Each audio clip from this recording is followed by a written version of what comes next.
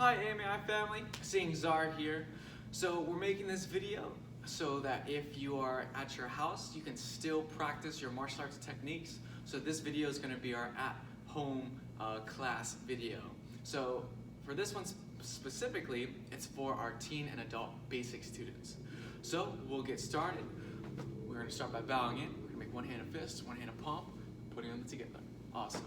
So before we start working on any techniques or our form, we're gonna get warmed up first. And today we're gonna get warmed up with our stances. So the first stance is our horse stance. With your horse stance, make sure your toes are turned forward, or better yet, a little bit in. You wanna keep your back up straight, hands in guard, and we're gonna bend our knees. So if you keep this stance high, it's not gonna hurt too bad, but if you can get lower, try to get as low as you can. The lowest horse stance that is acceptable is our parallel horse stance, and that is the hardest type of horse stance.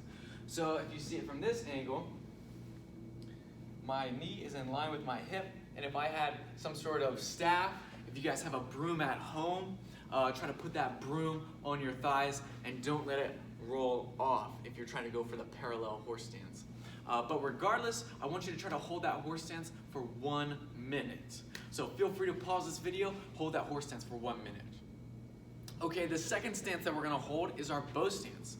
So with our bow stance, we're gonna have one foot facing forward and the other foot behind. My front foot wants to have a bent knee.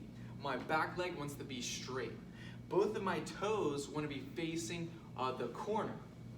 So they don't wanna be facing forward and they don't wanna be facing sideways. They wanna be facing at the diagonal to that corner. So with our hands, we can put them in a chamber like this. If this is too hard at first, you can put your hands in your waist, but the real goal with this is to just focus on the stance. So again, you can hold this high bow stance, or if you want to really push yourself, you can get lower, try to hold that parallel bow stance. So I want you to hold this side for 1 minute, and then train the other side for 1 minute. But remember, before you get down into it, make sure you check, make sure your toes are good, one knee's bent, one knee's straight, posture is high, and hold this for 1 minute, both sides. Excellent, excellent. The third stance that we're gonna hold is our rest stance. So your rest stance, we're gonna define a couple terms first. So we have the outside of our foot, which is the pinky toe and down to the heel, that's the outside of our foot. And then one leg, this is gonna be our primary leg, this is gonna be our secondary leg. We're gonna put our secondary leg behind our primary leg. And notice my primary leg foot is facing forward. My secondary foot, my toes, are facing my primary foot. You can also notice my secondary foot, my heel is off the ground. And the first goal for this stance is to try to get my secondary knee to touch the back of my primary knee. So with my hands on my waist, I'm gonna sink lower and try to get both my knees to touch. Good. This is a high rest stance. Now I know it doesn't sound too restful. If you wanna feel the resting kind of a reason why we give it the rest stance name is you're gonna have to get a little lower. So if you take your secondary knee and you put it underneath your primary knee and go so low that now that knee is close to the outside of my primary foot, now my hips can pretty much sit on my back heel. And my legs are still engaged because I'm trying to hold my balance, but I'm resting on my back foot. So that's why we call it a rest stance. Try to hold this for 1 minute, either high or low, and then we're gonna switch sides. So now I have my new primary leg, my new secondary leg, and you can hold it high with my knees touching, or low so you're sitting on your back foot. Try that for 1 minute, both sides. Cool. And lastly, the last stance is our crane stance. So we're gonna have one leg down, our other leg's gonna be up in a chamber. We want my toes pointed down, don't let them flex forward.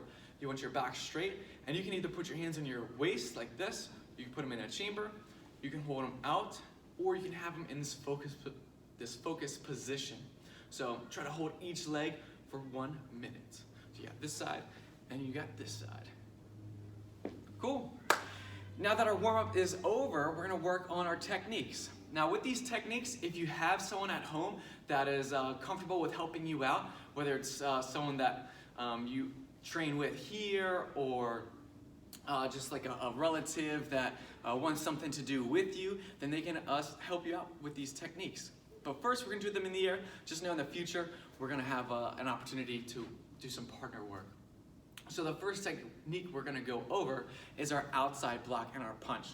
So starting in our horse stance, we're gonna take one hand, we're gonna make that wall to the side of our head, and my second hand is gonna brace.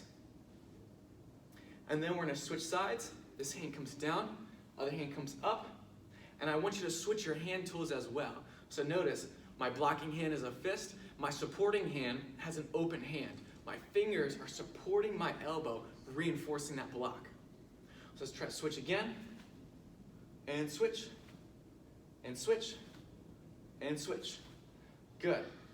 Now in the form, we're not gonna reinforce our block, we're gonna have it in a chamber, because that's gonna set us up to throw that punch. So we can go from here, with the outside block, chamber, and then switch sides, chamber, and switch, and switch. Good. From here, I'm gonna take my same side leg of the side that's blocking, I'm gonna step back, and I'm gonna shift into a bow stance. From here, my leg that's straight, that hand is gonna throw that punch. Good. So we start from that horse stance again. We have outside block, step, bow stance, punch. Let's try again. We have outside block, step, bow stance, punch. So this is where your partner gets to come in.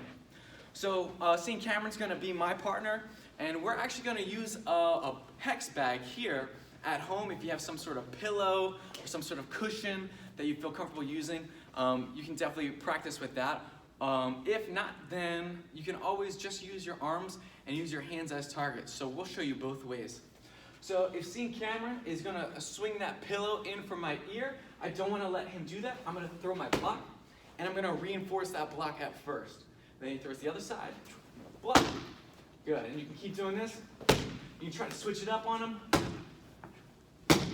However you wanna do it. Thanks. If you don't have a pillow, then you can just use your hands, doing the same thing. But partners, make sure you're trying to touch the student's ear. So if St. Cameron doesn't try to touch my ear, then I'm gonna be blocking nothing, and then I don't need to throw the block. So he tries to touch my ear, and I throw that block. He tries to touch the other ear, I try to throw that block. If he wants to try to switch it up, I'm gonna see it coming. We wanna make sure we're looking at our opponent's shoulders so we can see which side they're moving. And then after that, we can throw that punch. So if we have the pillow, I'm gonna start facing this way. He's gonna swing that pillow in from my ear. I'm gonna outside block in my chamber. Then he's gonna hold, he can hold that hand. I can bow stance punch that way. He can hold that pillow far away from him. I can try to punch that pillow. So you can practice that. If you don't have the bag, then you can just use those arms. So you have that first initial block, and then that hand, we're punching right to the palm. So even though we're not going for power when we hit it to a hand, it's still focusing on accuracy and seeing that target, and then having that hand-eye coordination to hit that target. So I would recommend working on these two techniques, that outside block and that punch, for the first couple of days. I would say practice these for 1 or 2 days. Then you can come back to this video and watch the next set of techniques. So the next set of techniques, we're actually going to be working on our jab, our cross, and our snap kick. So at first, let's work on that snap kick. Thank you, St. Cameron. So with our snap kick, we're going to start in our guard stance. Remember your guard stance, 1 foot steps back, both hands are up. We're going to bend those knees. Good. From here, my back leg, we're going to practice with our right leg today, because that's the leg that's in our form. Our right leg is going to chamber. Then we're going to fire that leg out. We're going to make sure we point our toes, and then we're going to re-chamber, and I want us to put that foot down in front. That's going to help us with our form later. So if I'm facing this way, I'm in my guard stance, I have my chamber, my snap, my re-chamber, and then back into my guard stance. One more time, slow. We have chamber, kick, re-chamber, back. Good. Now it's called a snap kick because it's only going to be effective if we do it fast. Like if I try to snap my finger slowly, you don't hear anything. But if I snap fast, hopefully you can hear that. There you go. Then it's an effective snap with my hand. Same way, my kick's only going to be effective if it's fast.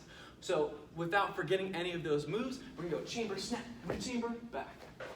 On my go, and back.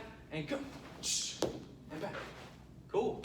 Feel free to practice that until it feels comfortable. And then the next technique that you can work on for these next couple of days is our jab and our cross. So if we're in that guard stance, that jab is gonna be with that front hand. We're hitting with those back 4 knuckles, extending that elbow all the way out, and then pulling it back.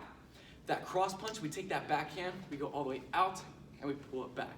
Remember, your jab wants to be the fast punch, cross wants to be the power punch. So we have jab cross, jab cross, jab cross. Now when you're practicing in the air, you can definitely focus on that power. But when seeing camera comes back, we're gonna have these targets. And remember, you don't have to focus on power. That's just one of the qualities of a black belt performance. There's speed, there's power, there's stances, there's focus, there's intensity. So focus on the power in the air. With your partner, we're gonna focus on accuracy. So at first, we're gonna do that snap kick. I'm gonna start my guard stance. My knee's gonna chamber, it's gonna point right at my bag, and then we're gonna kick and put it down in front, just like that. So a little bit faster, and a little bit faster. Good. If you don't feel comfortable using a pillow, you can put your hands down like this, and we're just gonna lightly touch our partner's hands. We point our knee, touch, and back down. Make sure you're not touching with your toes. That could hurt your toes. If you kick fast, that could break your toes. So we're really pointing those feet and putting it down like that. Practice that a couple times, and then we can do that jab cross. So with the pillow, holding it far away from our bodies to keep us safe. The student's gonna get into that guard stance. You have that jab for speed. And then I know cross is power, but still just try to hit that. Don't go too strong. You don't wanna knock it out of their hands or anything. So we go jab cross, jab cross, jab cross. Good, just touching. If there's no pillow at home, or if you prefer to use your hands, then it's very important. So we'll actually angle so you can see how I'm doing this. I wanna throw my left hand to my partner's left hand, this way. And then I throw my right hand to my partner's right hand. We don't wanna practice going to the same side, like my left to his right, because that's training bad habits. So if I ever do need to use this to protect myself, I've trained my body to punch around my opponent's ears. So that's not what we want to do. We want to practice crossing in front of the face. So we go left hand to left hand, right hand to right hand.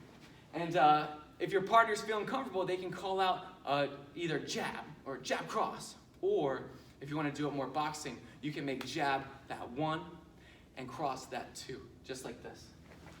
1, 1, 1, 2, 1, 2, 2, 1. Cool, just like that.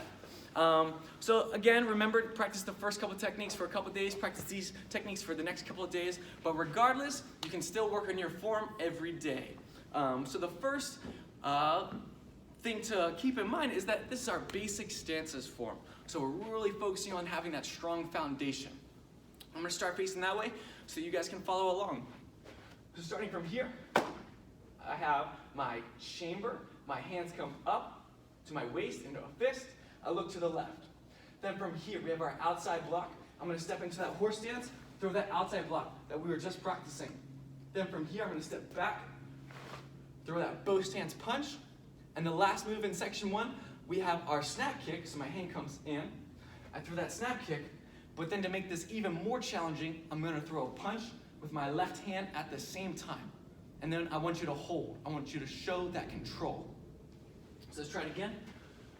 We have 1, chamber, 2, outside block, 3, bow stance punch, then 4, that tricky one, kick punch, and hold. Good. That's why we were training balance earlier. Let's try it one more time with me, slow, and then we'll speed it up.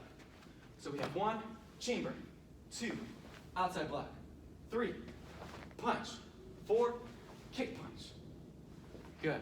Eventually, the goal is to put the outside block and the punch right back to back. So it would look like this. We have chamber, block punch, kick punch. And then I'll do one facing you so you can see it. This is section 1. Just like that. So make sure you rewind this video. If you want to rewatch any parts, feel free to email us if you have any questions. We look forward to training with you in person, hopefully soon. So let's bow on out. Good job.